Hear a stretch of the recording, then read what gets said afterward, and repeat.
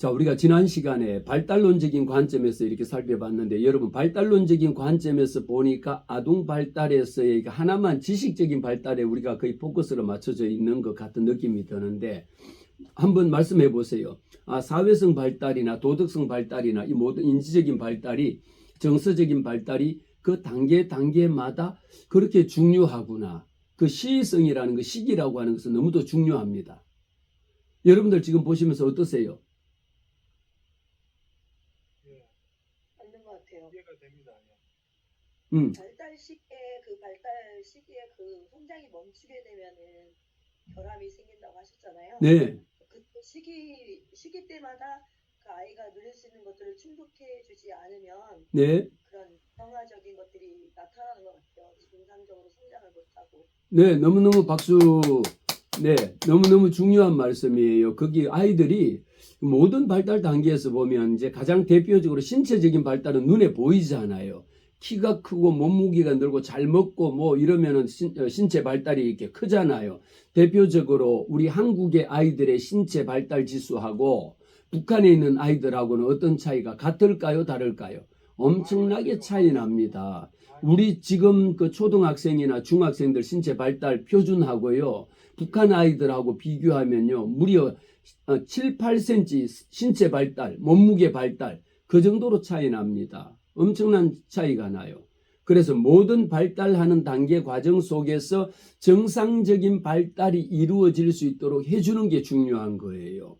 이제 저는 오랫동안 이제 상담자로서 이렇게 살다 보니까 신체적인 발달은 이제 뭐 어떻게 할 수 없지만, 그런데 정서적인 발달이나 인지적인 발달이나 사회성 발달이나 도덕성 발달에 한쪽 부분에 함몰이 되어졌다라고 이야기하죠. 발달이 정상적으로 돼야 되는데 되지 못해가지고 자기의 특히 이제 정서적인 발달이 이루어지지 않으면요. 대인관계가 힘들고 어려운데 그게 어디에서 나타날까요? 사회성에서 떨어집니다. 우리 부모들도 이야기하는 것이 너는 왜 그렇게 사회성이 없니? 왜 다른 애들하고 못 어울리니라고 야단을 치는데 정작 못 어울리는 누가 답답할까요? 그것을 지켜보는 부모가 답답할까요? 아니면은 그것을 못하는 본인이 답답할까요? 네, 본인이 답답한 거예요. 지켜보는 부모보다 정작 그것을 당하고 있고 자기가 그렇게 하지 못하는 본인은 얼마나 더 답답하겠습니까? 거기에는 사회성 발달이라는 것은 겉으로 드러나 보이거든. 다른 사람들하고 생활하는 데서 나타내 보입니다. 그래서 지금 시간에 말씀드리는 거, 좀 전에 말씀드린 것처럼 경험주의적인 학습에 대해서 학습자들을 이해한다라면 태어날 때부터 지금까지 모든 학습과 지식은 감각적 경험이라고 이야기합니다. 감각이라고 했을 때는 인간이 5가지의 감각 기능을 가지고 있거든요. 시, 청, 후, 미, 촉이라고 그래가지고 눈으로 보는 것, 귀로 듣는 것, 입으로 말하는 것, 맛보는 것, 만지는 촉각, 이 모든 것을 우리가 인간의 오감이라고 이야기하잖아요. 시각, 청각, 후각, 촉각, 또 맛보는 이것까지를 다 그것을 통해 가지고 때로는 정보를 받아들이기도 하고 지식을 받아들이는데 이 과정 속에서 학습자가 어떤 경험을 했느냐라는 거죠. 그래서 지식의 근원이 학습자가 본능적으로 태어날 때부터 이것은 컵이다. 예를 들면 보여드립니다. 이것은 여러분 컵이다라는 것을 애들이 태어나자마자 이거는 컵 이렇게 이야기할까요? 아니거든요. 이것을 어떻게 해서 컵이라고 하는 것을 물컵이라는 것을 알았느냐에 따라 가지고 여기에다 여러분 다른 데 가서 다른 용도로 쓰면 처음에 봤을 때에 자기가 여기에다가 예를 들면 연필꽂이로 쓰면 이것은 컵이 아니고 뭡니까? 연필꽂이로 받아들이는 거거든요.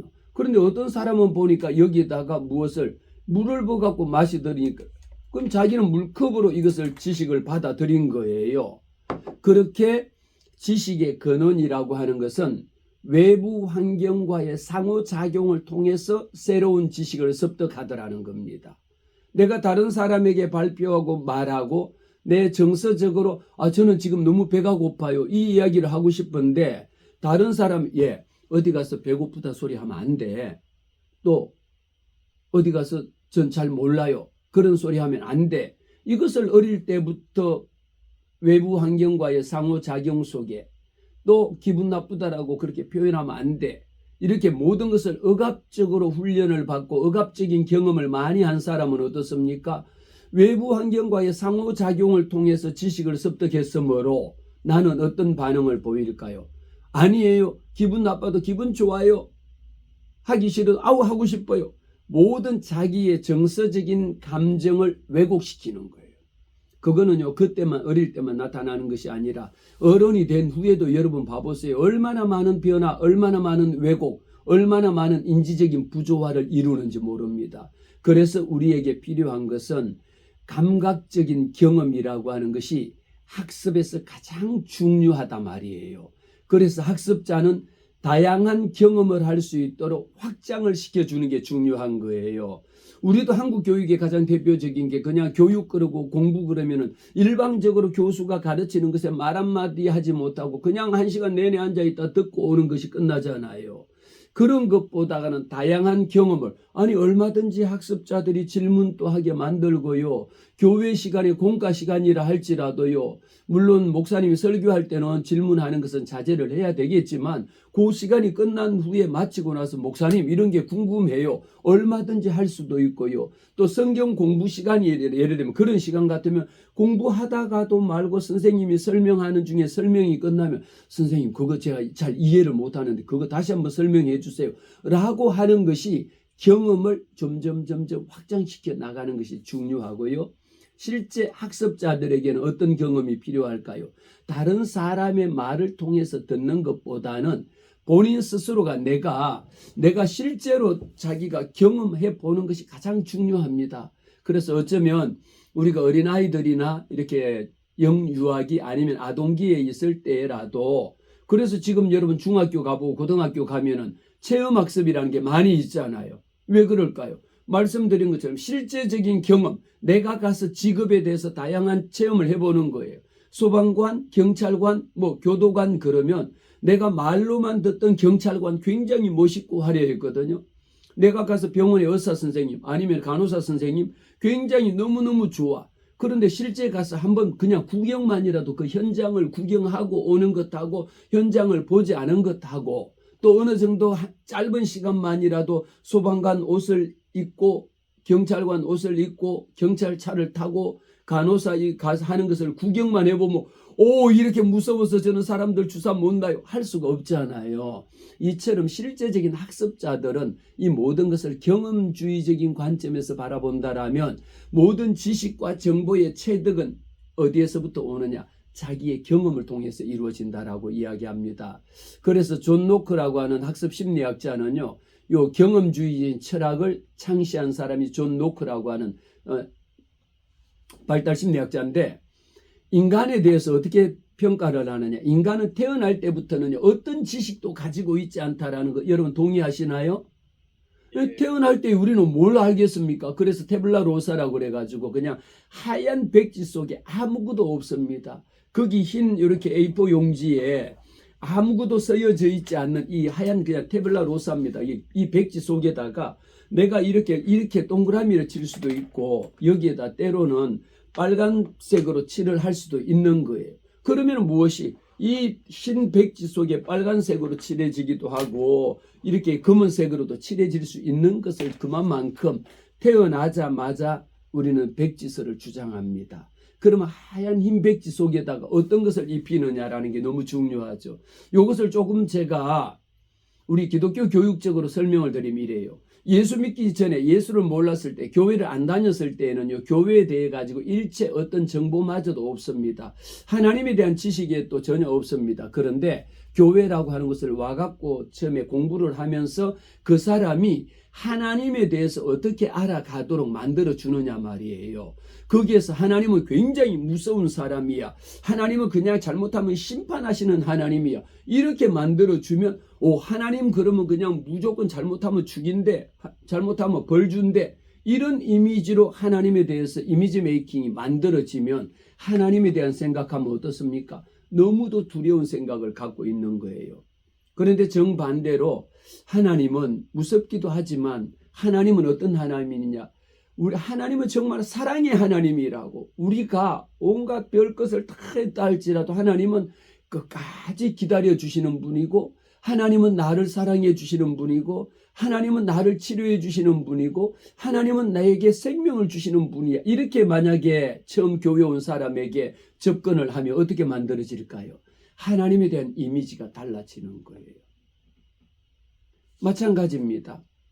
우리가 가지고 있는 감각적인 경험을 통해 가지고 내가 어떻게 환경 가운데에 먼저 전해진 사람이 어떤 경험을 하느냐에 따라서 학습자가 다양한 경험을 하면서 다양한 학습으로 새로운 정보를, 정확한 정보.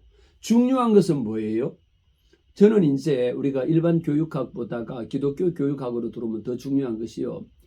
하나님의, 그래서 성경에 대해 가지고 우리가 성경을 배우면 이 성경 해석이라든지 성경을 잘못 가르치게 되면요, 하나님에 대해서도 한번 잘못 배우게 되고 이상하게 배워지면 아니 배움만 못합니다. 성경이라고 하는 것은 영적인 지식이므로 이것이 한번 잘못되어서 우리가 이단이나 사이비에 가서 한번 미혹된 것에 빠져들면 그 다음부터 모든 것이 그쪽으로 다 만들어져 버리는 거예요. 영적인 환경에서 우리 기독교 교육을 강조한다라면 그만큼 내가 처음에 하나님의 말씀, 성경 해석이라든지 다른 설교 듣는 거라든지 이런 부분들에 대해 가지고 얼마나 올바른 성경적인 가치관이나 성경적인 지식과 하나님에 대한 정확한 정보를 정확하게 줄 수가 있어야 되는 거예요. 이것을 내 마음대로 옳고 그름을 정하는 것이 아니라 오직 우리는 성경적인 기독교 교육에서는 어떤 것을 줘야 합니까? 환경이 중요하다라고 할지언정 기독교 교육에서는요, 하나님의 성경 말씀을 바탕으로 해서 전달이 되어져야 돼. 그래서 전하는 사람이, 교수자가 아이들에게 성경을 가르치는 사람이 올바른 성경관이 형성이 되어지지 않는 사람이 뭐 그렇게도 보고 저렇게도 볼 수 있는 거지 뭐. 그것은 굉장히 위험한 생각이라는 거죠. 예수 믿으면서 다른 곳에 가도 구원받을 수도 있지 뭐. 이렇게 생각을 갖고 있다라면 구원론에 대해서 굉장히 잘못된 것이에요. 이런 것을 우리는 기독교 교육을 통해 가지고 환경적으로도 중요하지만 가장 기본적인 원리적으로 봤을 때에 학습자, 우리는 교회에 와서 배우는 교회 학교 아이들이 모두 다가 학습자입니다. 그리고 교회 신앙생활하는 우리가 공동체, 우리 모든 성도들이 다 학습자입니다. 이 학습자들에게 집사와 집사 간에도 아니면 장로하고 우리 평신도들 간에도 목사와 평신도 간에도 어떻게 학습이 정확하게 하나님의 말씀에 대해 가지고 전달이 되어지고 체득이 되어지고 습득이 되어져야 되는 거예요. 이 과정 속에서 잘못되어진 것으로 전달이 되어지고 그게 지식으로 받아들여진다면 엄청난 오류를 범하는 것이요, 하나님에 대해서 잘못된 신형상관, 성경에 대해서 왜곡된 이미지를 가질 수 있기 때문에 기독교 교육이 그만큼 중요하다라는 것이죠. 그래서 타블라 로사를 주장한 존 노크 같은 경우에 모든 사람은 백지 상태입니다. 여기에서 우리 기독교 교육으로 접목을 시킨다라면 예수 믿기 전에는 모두 다가 어떻습니까? 예수에 대해서 아는 지식이 없었습니다. 이것을 가르치는 목사님이나 아니면 전도사님이나 아니면 교육자들이 여기에 대해서 보다 정확한 성경적인 올바른 해석과 성경적인 바른 가치관을 가지고 심어줘야지 거기에 대해서 분명하게 받아들일 거 아니에요. 이 속에는 그냥 하나님은 사랑의 하나님입니다. 오직 사랑, 잘못해도 사랑, 물론 사랑의 하나님이지만 우리는 어떻습니까? 하나님은 심판하시는 하나님이라는 것도 빼놓을 수 없잖아요. 이런 부분들이 가져야 되는 구성적인 부분들을 다 갖출 수가 있어야 된다. 존 노크가 이야기했던 경험주의적인 철학을 우리가 잠깐 봤고, 또 루소도 마찬가지입니다. 자연주의 교육 철학자입니다. 지금 제가 이렇게 몇 분 말씀드린 에밀도 마찬가지로 우리가 자연주의적인 교육 철학자들이 보면 모든 것은 어디에서부터 만들어집니까? 교육이라고 하는 것은 자연스럽게 아이들 가운데에 환경을 통해 가지고 호기심 발달, 자기가 이루어져 가는 이런 과정을 우리가 자연주의적인 교육 철학이라고 이야기합니다. 교육 철학에 대해서는 여러 학자들을 이야기할 수가 있고요. 그리고 이제 이번 시간에 이제 조금 제가 비중을 두고 설명해야 되는 내용이 앞에 있는 우리가 발달론적인 관점에서도 보고 경험주의적인 관점에서도 보고 자연주의적인 관점에서도 볼 수가 있는데 지금 제가 대표적으로 두 사람을 설명을 할 겁니다. 프로이드하고 에릭슨, 이제 사회심리학자인데 이 두 사람을 통해서는 상호작용한다라고 하는 상호작용론적인 학습자를 우리가 어떻게 이해할 것이냐라는 걸 보게 됩니다. 상호작용이라고 하는 것은 give and take이라고 이야기하죠. 모든 발달은 언제 이루어집니까? 상호작용이 이루어질 때에 훨씬 더 학습의 효과는 뛰어나다는 거죠. 그래서 인간의 발달과 학습은요, 개인의 내부적인 요소하고 외부적인 환경작용, 내 마음속에 아무리 많은 좋은 것을 가지고 있다 할지라도 내가 처해져 있는 외부적인 환경에 따라, 그래서 이제 앞에서 루소나 로크가 이야기했던 거로 보면 우리가 아이들이 태어나서 이제 그 타블라로사 같은 경우에는 하얀 백지 상태에 있는 아이들이기 때문에 그 아이들을 10명을 내게 주면요, 한 아이는 도둑놈으로 만들고 하나는 경찰로 만들고 하나는 목사로 만들고 하나는 군인으로 만들고 자기 만들고 싶은 대로 만들 수 있다라고 이야기할 만큼 어쩌면 환경적인 거나 경험론적인 것을 그렇게 강조해서 이야기를 하는 바도 있습니다. 그러나 우리에게 중요한 것은 뭡니까? 우리는 기독교적인 관점에서 본다면 우리는 하나님의 형상과 모양대로 지음받은 존재잖아요. 우리 교회 학교 아이들은 어떻습니까? 여러분들은 어떻습니까? 하나님의 형상과 모양대로 지음받은 우리는 존재라는 것을 생각할 때 내 모습은 곧 하나님의 모습인 거예요. 내 형상은 곧 하나님의 형상입니다. 내 안에 누가 삽니까? 내 안에 내가 살지만 내 안에 사는 것은 예수 그리스도가 내 안에 산다라고 하는 이런 성경적인 가치관을 점점 하나씩 자리 잡고 심어주면 우리가 예수 믿은 이후에 실제적으로 변화된 삶을 살 수밖에 없습니다. 우리 학습자들이라고 이야기하는데 교인들이 왜 5년을 다니고 10년을 다니고 20년을 다녔는데도 일체 변화가 없습니까? 어쩜 변화가 없는 것의 원인이 어딨냐라고 하면 교육적인 문제, 기독교육적인 관점에서 본다라면 여러분 지금 보세요. 우리가 이렇게 같이 공부를 하고 하다 보면 근본적인 기독교 교육이 추구하는 바는 변화된 거고요. 상호작용론적인 거거든요. 교회에 와서도 하나님의 말씀을 통해 갖고 하나님의 말씀은 생명의 말씀이라고 이야기할 때에 생명은 뭐냐? 살아있으니까 생명이라고 이야기하잖아요. 살아있으니까 움직이잖아요. 제가 지금 살아있으니까 팔도 움직이고 말도 하고 글도 쓰고 여러분들을 보고 작용을 하잖아요. 여러분들도 지금 살아있으니까 오른손 들어보세요. 예, 다 오른손 들어봐. 오케이. 박수 한번 시작. 이렇게 박수 한번 딱 치자. 그런데 지금 두 번 치면 안 돼. 세 번 치면 안 돼. 한 번 그러면 한 번만 딱 치는 거 한 번. 그렇죠? 이게 뭐냐면 정확하게 정보를 받아들이고 인지를 판단할 수 있는 게 만들어졌다라는 거지. 한 번 치세요 했는데 박수 안 칩니다 했는데 혼자 박수 계속 쳐. 지금 웃지 마세요 했는데 계속 혼자서 막 웃어. 지금 말하면 안 돼요 했는데 혼자 계속 말해. 우리가 생각할 때는 어떻게 이렇게 된 거 아니냐라고 이야기하잖아요. 왜? 정보를 인지하는 구조가 정확한 타이밍에 박수 한번 시작. 박수 한번 쳐야지. 박수 한번 시작. 짝. 이것도 같은 시간에 딱 일어나야 돼. 정보가 내게 들어왔을 때 얼마나 동시에 딱 일어나야 되는 거예요. 집에 가서 혼자 가가지고 박수 한번 치고 혼자 집에 가서 웃으면 안 되는 거예요. 모든 반응은 교육이란 무엇이냐? 자극에 대한 스티뮬러스, 자극 S라고 이야기하거든요. 약자로 자극의 S에 대한 뭐라고 이야기합니까? R이라고 이야기해요. 반응, 레스판스. 딱 자극을 줬을 때 어떤 반응을 일으키느냐. 이 자극에 대한 반응이 상호작용이라고 이야기합니다. 그래서 인간의 발달 과업을 살펴보면 프로이드, 여러분들 그래도 심리학을 공부 안 하셨다 할지라도 우리가 기독교 교육이나 교육에서는 프로이드를 빼놓을 수가 없습니다. 또 아들러도 빼놓을 수가 없어요.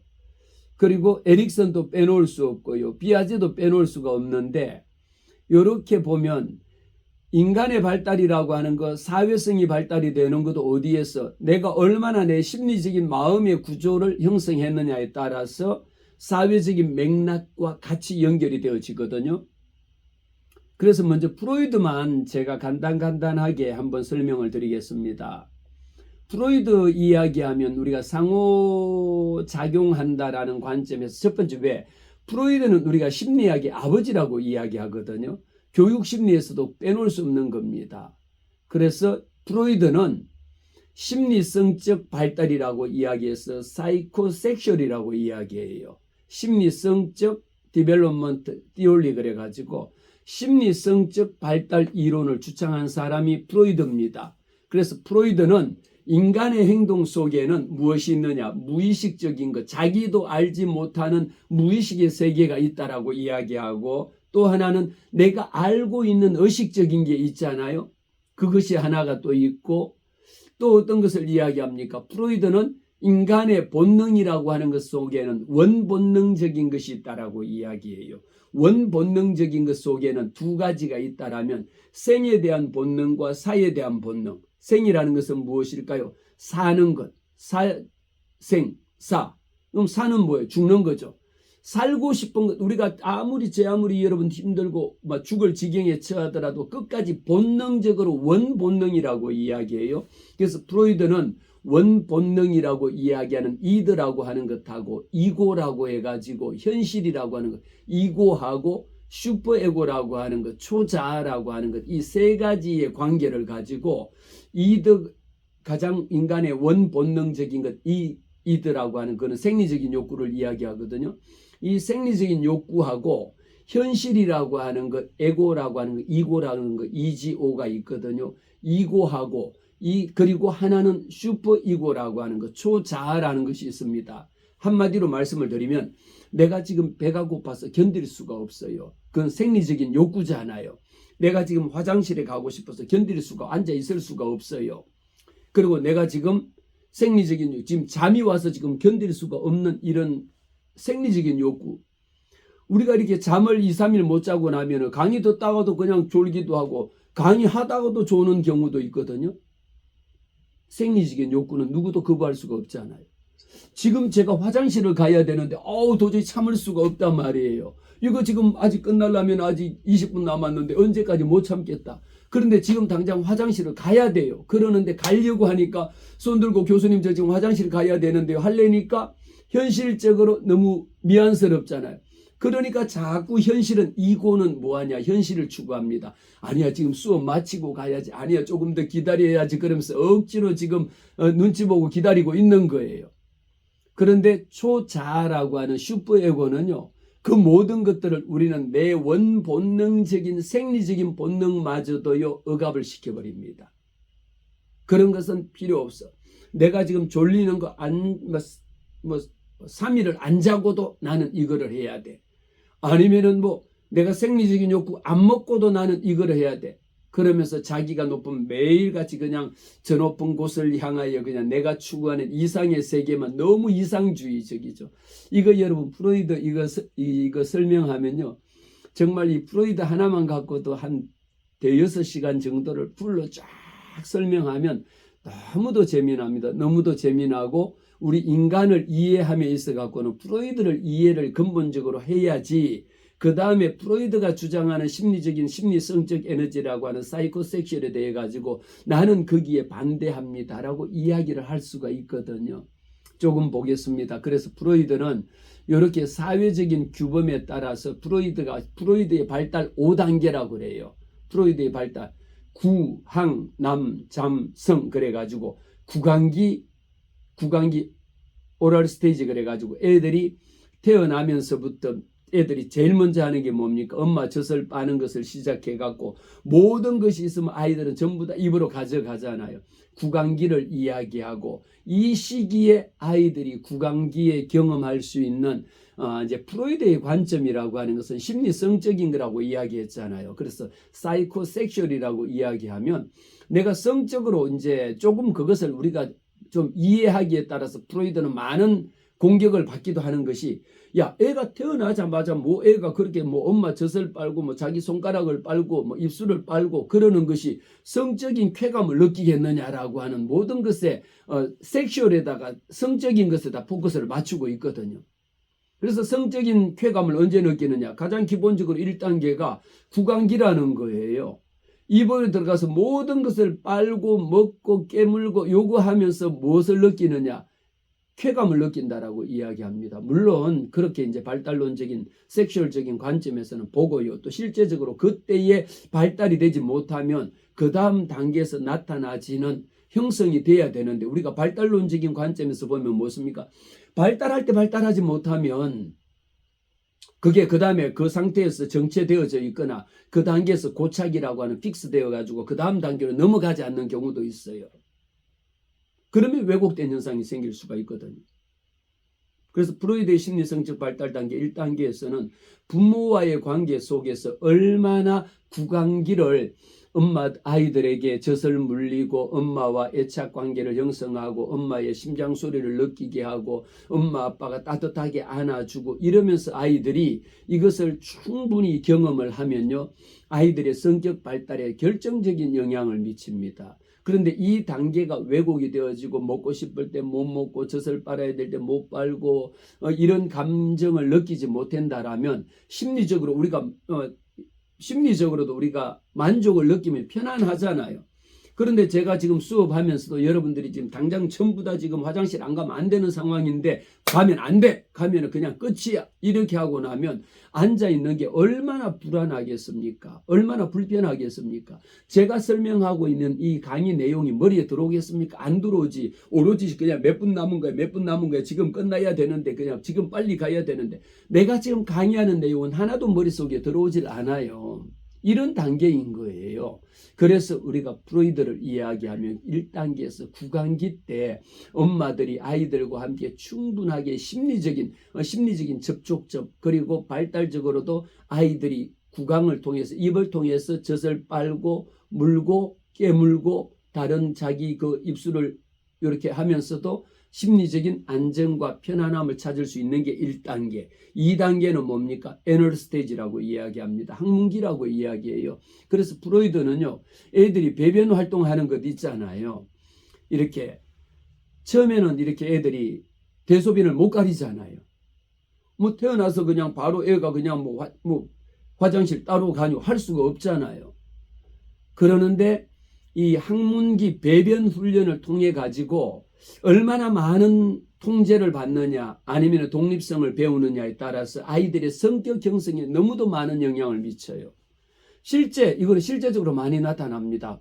애들이 큰 후에요. 이 아이들이 이제 예를 들면 100일이 지나고 돌이 다 돼 가는데도 대소변을 못 가리면 엄마가 배변 훈련을 굉장히 엄하게 시켜가지고요. 변기에 갖다 놓고 앉혀갖고 1시간 동안도 앉아 있다가 오게 하고요. 아니면 앉아서 변을 다 볼 때까지 고기 그냥 꼼짝 못하게 앉혀놓거나 하면요. 아이들이 나중에 보면 폭식이라든지 거식증이라든지 이런 것조차도요.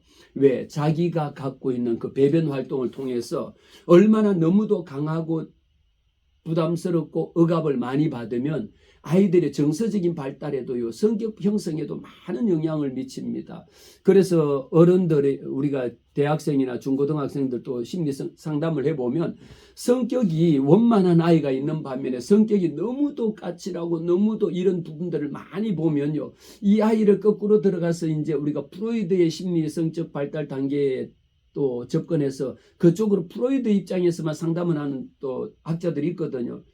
그 관점에서 보면 이렇게 아이가 사회에 적응을 하지 못하고 성격이 잘못된 것에 대해 가지고 어디에서 문제인가라는 것을 찾아 들어가 보면 아이가 이렇게 학문기 때에 아니면 구강기 때에 아니면 잠복기 때에 아니면 성기기 때에 잘못 형성이 되어져 갖고 성격이 삐뚤어졌다, 왜곡되어졌다 이런 현상들이 많이 나타납니다. 그 관점에서 보면요, 아주 다양하게, 그래서 첫 시간에 말씀을 드린 것처럼 접근하는 방식에 우리가 상담자들도요, 내가 프로이드의 이론을 가지고 프로이드 학파가 있는 반면에 에릭슨 학파가 있고요, 또 아들러 학파도 있고요, 다양하게 다 보는 관점이 다르거든요.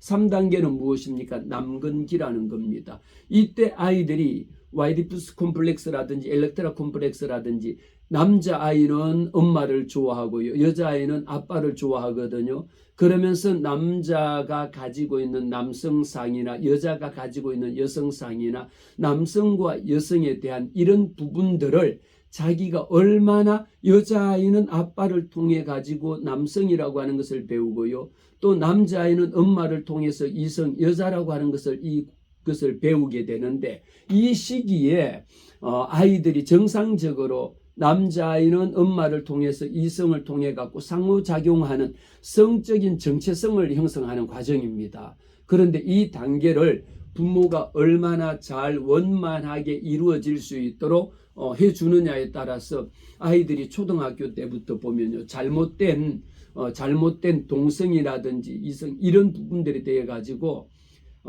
환경적으로 이 단계 남극이 우리가 이제 프로이드의 심리 상담을 주로 하시는 분은요. 이때 잘못 형성이 되어지면 어떤 결과를 가져다 주느냐. 자기가 남자임에도 불구하고 여자를 싫어하고 이성을 싫어하고 동성을 좋아하는 환경적인 것에 조금 더 가까워진다라고 하는 그런 부분들로도 접근할 수가 있습니다. 그래서 이 단계에 부모와 상호작용이 얼마나 원만하게 잘 이루어졌느냐 이루어지지 못했느냐에 따라서 성정체성을 형성하는 데 상당한 문제 아니면 왜곡된 정체성, 성에 대해서 왜곡된 정체성을 가질 수 있는 이런 부분들을 이루 말할 수 없을 만큼 중요한 단계에 와 있습니다. 그래서 이 단계가 이제 조금 지나고 나면 자기의 성적인 충동이 어디를 통해서 나타나느냐. 잠복기라고 그래가지고 모든 것 흔히 우리가 이야기하면요. 아이들이 자기의 성기를 만지거나 아니면 엄마 나는 왜 남자가 아닌 거야. 엄마 또 나는 왜 여자가 아닌 거야. 이러면서 자기의 성에 대해서 남성과 여성에 대해 가지고 긍정적인 이미지를 가질 수 있는 반면에 부정적인 이미지를 가지고요. 아이들이 남자임에도 자기가 여자아이가 아니다라는 것에 대해서 굉장히 부정적으로 생각하고요.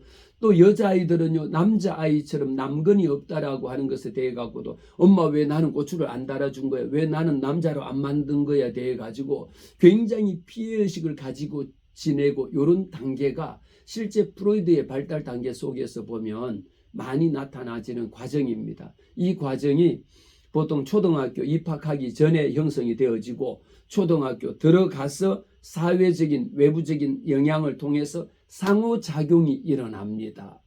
그리고 5단계에 가면 성기기 이제 요게 실제적으로 성적인 에너지가 이제 아이들이 성장. 요즘은 너무도 조숙하잖아요.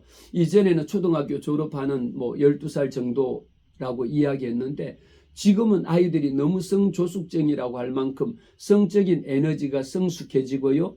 실제적으로 아이들이 성적인 충동을 느끼는 환경적으로 유튜브라든지 외부적인 환경을 통해 갖고 자기보다 훨씬 더 빨리 성적으로 성장해 나가는 이런 일들을 많이 보게 됩니다. 그러면 오늘 제가 말씀을 드리는 프로이드에 대해서 보니까 성격 발달이 내가 가지고 있는 이제 프로이드에 초점을 맞추면요. 지금 말씀드린 구강기, 항문기, 남건기, 잠복기, 성기기 이 다섯 단계에 따라서 어떤 단계의 프로이드는 한번 고착이 되면 다음 단계로의 성장 발달이 이루어지지 않는다라고 이야기합니다. 그리고 성격이 프로이드는요. 심리성적인 성격 발달을 주장하므로 내가 그때의 심리적으로 심리적으로 아이들이 마음껏 안정되고 편안하고요. 쾌감을 느끼고요. 만족을 느낄 수 있도록 우리 어린아이들도 보잖아요. 마음껏 젖을 한 통 다 먹거나 배부르면 어때요? 배부르면 아이들은 그냥 뱉고야 그러고 그냥 자는 것밖에 없지. 애가 학교를 가겠어. 갓난아기가 돈 버는 거를 걱정하겠어요. 어린아이 때는 걱정거리가 하나가 딱 있어요. 뭘까요? 자기가 배불리 먹느냐 먹지 못하느냐. 또 한 가지는 뭐가 있을까요? 내 마음대로 배변을 쉬하고 싶으면 쉬하고 대변 보고 싶으면 대변 보는 거 그냥 자기 아무 생각 없이 그냥 배부르면 자는 먹고 자는 게 그게 애들의 일인 거예요. 그런 만큼 편안하게 마음에 안정을 주면 성격으로도 굉장히 원만합니다. 다른 사람에 대해 갖고도요 너무도 긍정적인 포지티브한 자기 자아 개념을 형성을 하는 거예요. 그런데 이게 애들이 언제 웁니까? 배고플 때 애들이 울잖아요. 지금 이거 한 통을 지금 우유를 한 통 다 먹고 싶은데 우유가 한 모금 마시고 나니까 떨어지고 없어요. 그러면은 그냥 계속 젖꼭지만 빨잖아요. 그래 젖이 안 나오잖아요. 먹을 게 우유가 안 나오잖아요. 그럼 애들은 뭐 합니까? 왜 웁니까? 우유 달라고, 먹을 거 달라고, 김미엄이 우유 달라고 애들은 우는 거지. 그리고 또 언제 웁니까? 아니 지금 소변을 지금 씨를 해갖고 지금 기저귀가 다 젖어서 나도 느끼고 애들도 다 느끼잖아요.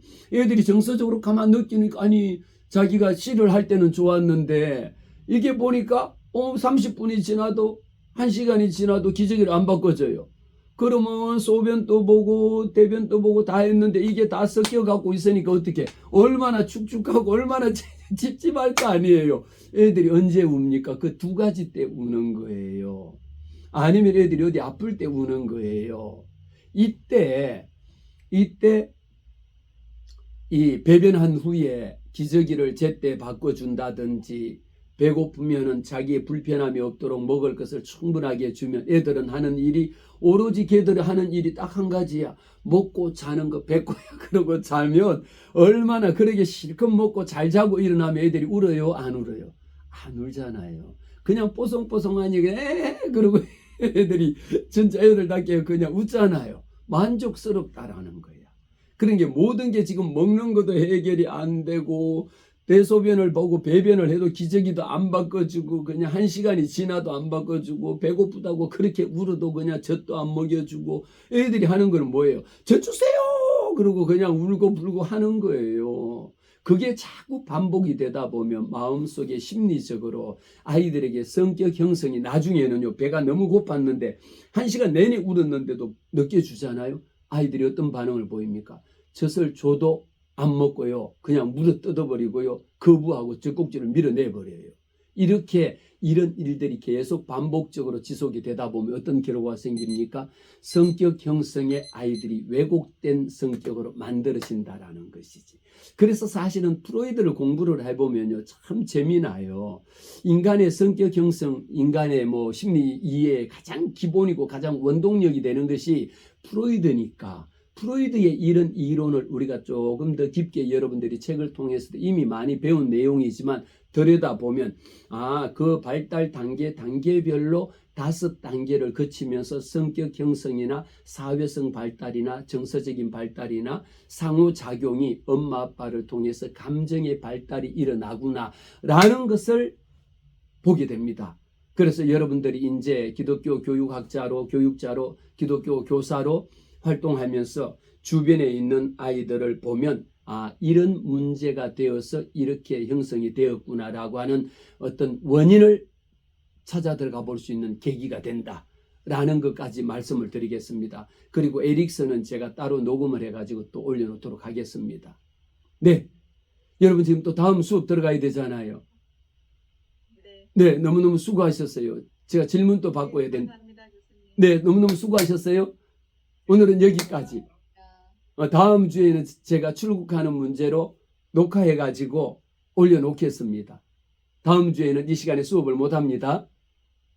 조심히 잘 다녀오세요. 네, 감사합니다.